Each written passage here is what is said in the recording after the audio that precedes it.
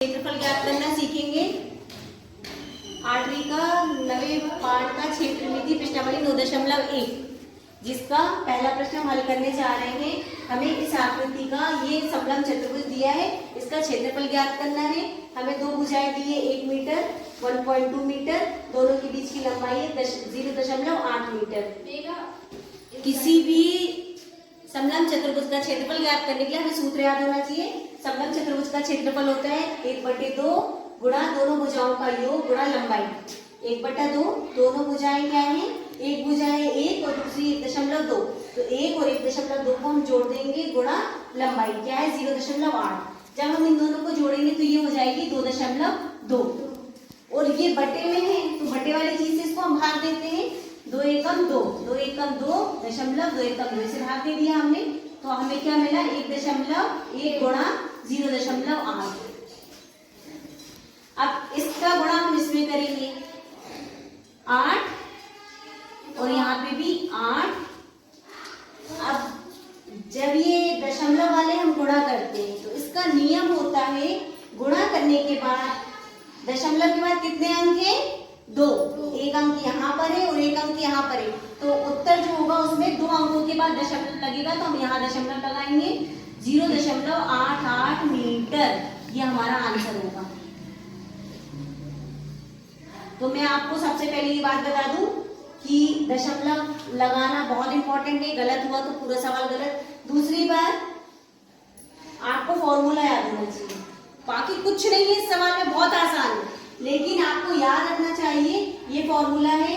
फॉर्मूले में मान रखेंगे, मान को हम हल करेंगे, हल करने के बाद दशमलव लगाएंगे मीटर, ये हमारा आंसर है। 0.88 मीटर इस पूरे क्षेत्रफल का समलंब चतुर्भुज का क्षेत्रफल है। 2.1 क्षेत्रमिति का सेकंड क्वेश्चन है, इसमें हमें समलंब चतुर्भुज का क्षेत्रफल दिया है 34 सेंटीमीटर, ऊंचाई दी है 4 सेंटीमीटर, एक भुजा दी है 10 सेंटीमीटर, दूसरी हमें ज्ञात करना है। तो दूसरी जो हमें ज्ञात करना है उसे हम मान लेंगे कि वो x है। क्या मान लेंगे? x, क्योंकि हमें पता नहीं है तो हम उसे x मान लेंगे। समलंब चतुर्भुज का क्षेत्रफल बराबर होता है 1/2 गुणा दोनों भुजाओं का योग गुणा ऊंचाई।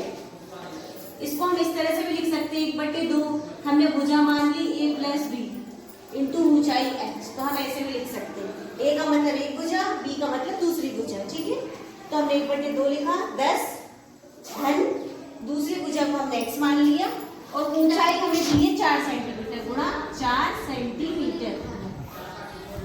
अब 1/2, हाँ एक चीज और, क्षेत्रफल भी तो दिया है, ये हमें दिया हुआ है, तो ये क्या है 34।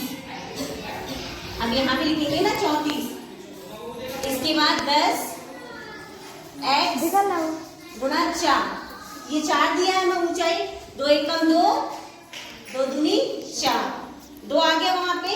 अब जब भी कोई चीज गुणा में होती है इक्वल टू की दूसरी तरफ ले जाते हैं तो काय में जाती है? भाग में। गुणा में है तो भाग। तो ये 2 इक्वल टू किधर आएगा? तो 34/2 बराबर 10 + x, ये x है, 2 एकम 2, 2 सत्ते 14, ठीक है। सबको समझ में आ रहा है? 17 बराबर 10 + x। हमें x का मान ज्ञात करना है, तो हम x को यहीं रहने देंगे, 10 को इक्वल टू के दूसरी तरफ ले जाएंगे। तो जब भी कोई संख्या बराबर की दूसरी तरफ जाती है उसका चिन्ह बदल जाता है। 17 10 इधर आएगा तो माइनस का चिन्ह, 10 बराबर x। 17 से 10 घटाएंगे तो 7 बराबर x। हमारा x का मान क्या आ गया?